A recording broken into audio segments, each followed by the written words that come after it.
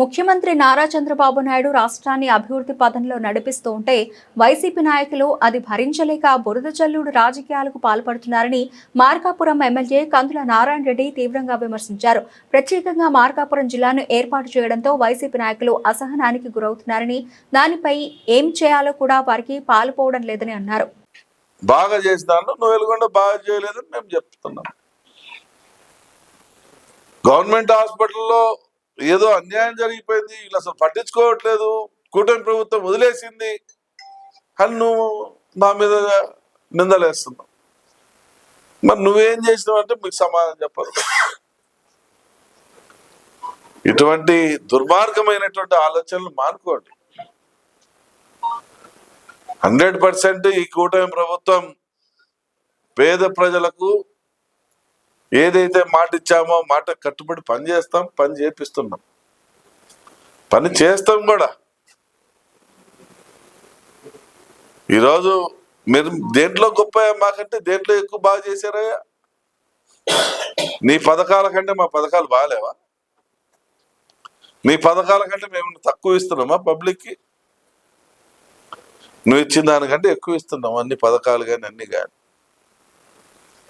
మీరు మాట్లాడదాం కూర్చుందామంటే ఓకే, మేము రెడీ.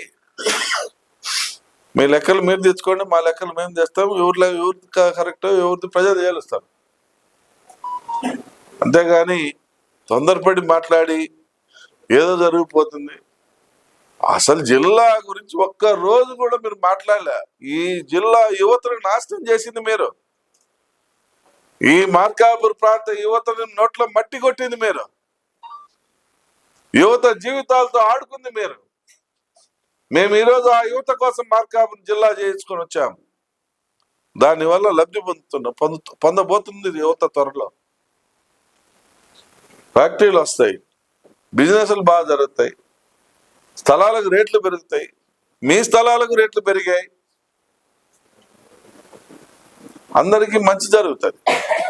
దాన్ని స్వాగతించాలి కానీ ఎప్పుడు బురద నవ్వుదామా, ఎప్పుడు ఇది చేద్దామా అని చూడటం అనేది భావ్యం కాదు. 100% ఈ కూటమి ప్రభుత్వంలో ముఖ్యంగా ఎవరైతే యువత ఉన్నారో యువతకి న్యాయం జరుగుతుంది, యువతకు ఉద్యోగ అవకాశాలు కల్పించడం జరుగుతుంది. ఈ రాష్ట్రం శరవేగంగా అభివృద్ధి పదంలో తీసుకుపోవడం అనేది జరుగుతుంది. వెలుగొండ ప్రాజెక్టుని ఎట్టి పరిస్థితుల్లో పూర్తి చేసి నీళ్లు ఇప్పడం జరుగుతుంది. మార్కాపురం జిల్లా కూడా వెనుకబడ్డ జిల్లా కింద వచ్చినా కూడా దీన్ని అభివృద్ధి పదంలో దూసుకుపోయే జిల్లాగా త్వరలో తయారు చేస్తాం, అది జరుగుతుంది.